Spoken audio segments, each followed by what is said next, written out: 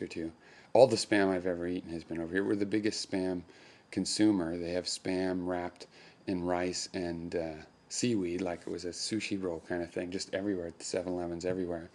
And I don't eat it. I think it's gross. The kids all get hooked on it. They all like them.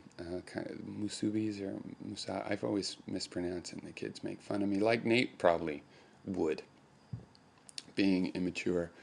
And he's handsome, but fuck that. Who cares? So both the real Nate and then the imaginary Nate as who also has Spricket living in his house. And I always sort of thought of Spricket as one of the unreal sort of YouTubers that was a real person, sort of crazy, but also just sort of like like she wears particular outfits and she does semi skits and she edits carefully and it's sort of a performance and it just makes me realize that I'm very entertained and I obviously there's reality there compared to like what you get on TV, but still there's she couldn't possibly move in with Nate and Nate's wife, and I know that Az is um, not trustworthy in a situation like that, but whatever. So anyway, I mean Nate. Sorry, Az totally trustworthy in a situation like that. He's intellectual. He loves his wife. He's he's open about his feelings to the degree he can handle. Nate, I mean, is the emotionally repressed one with like that couldn't possibly be trusted in a situation like that.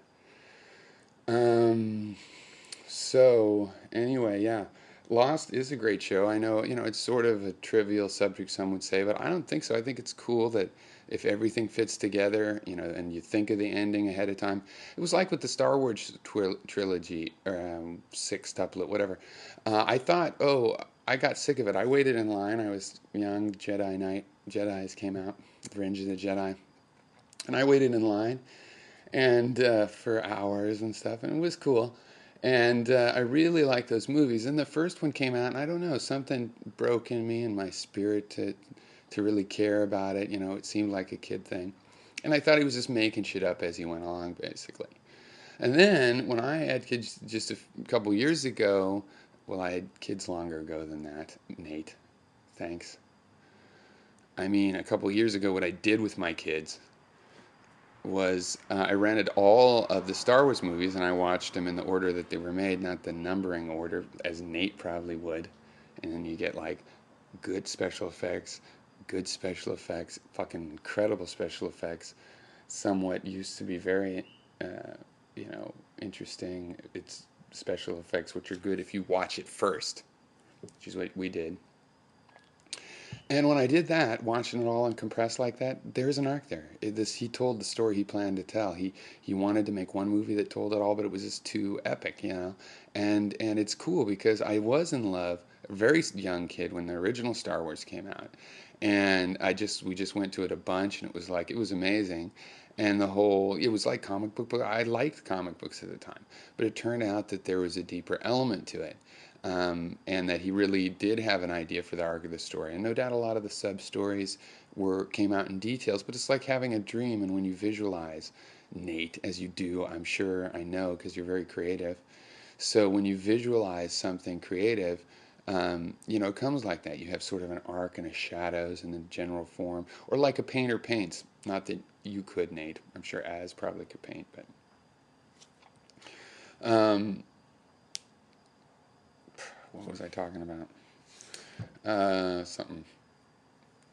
Nate's a jerk, like Az. Um,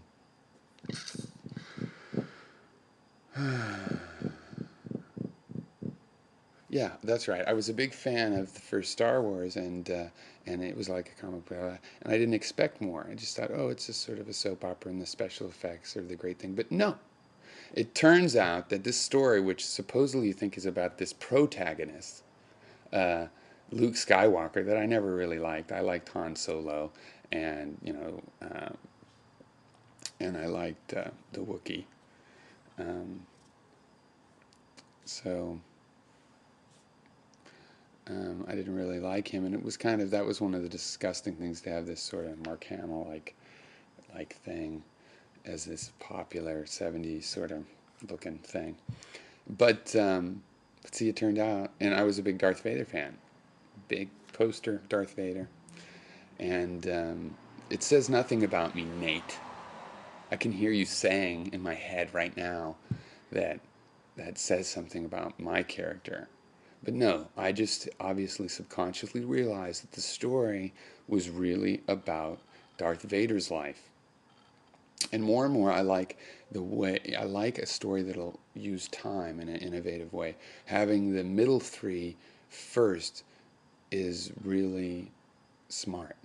That's that was cool, and you get to see how things get there, and you get to have a movie where the protagonist genuinely is good during those years, like they have the Star Wars Clone Wars things that the kids are watching, and that's I mean, he shows the seeds of his corruption, but he gets to not be corrupt at that time, and he is trustworthy. You could trust him at that time, and in a way, Darth Vader's sharp turnaround is a part of the story, because I think it shows, even though he became corrupt, it's also part of the redemption. Like, I met people that did time, Nate, and that just really, when they came out, were reformed and the nicest, and you could trust them with your kids more than anybody else. Whatever got them into it, and however horrible they were, people can go in the other direction, and then it can be a sharp turnaround. So yeah, and Lost does that. It plays with time. It has flashbacks, it has flash forwards, and I'm really fascinated with the way that someone could write that, and you still have a sense of when the present is. I mean, if you're flashing around in time, why isn't the present automatically the future point?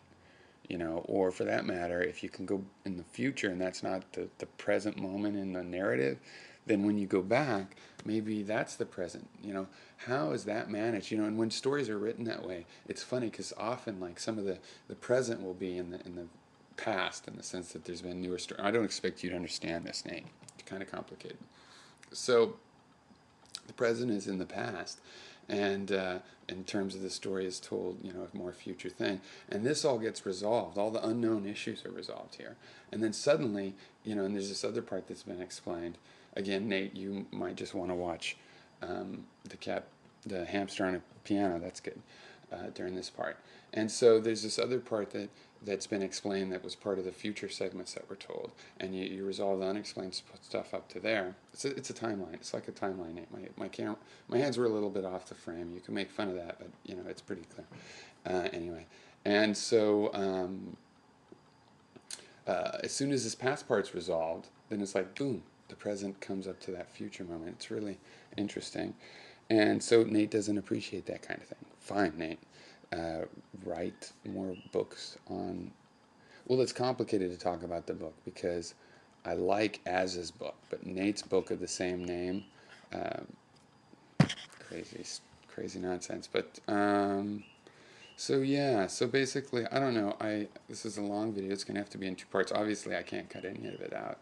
Um, I don't know what to do. I'm not used to calling people names, but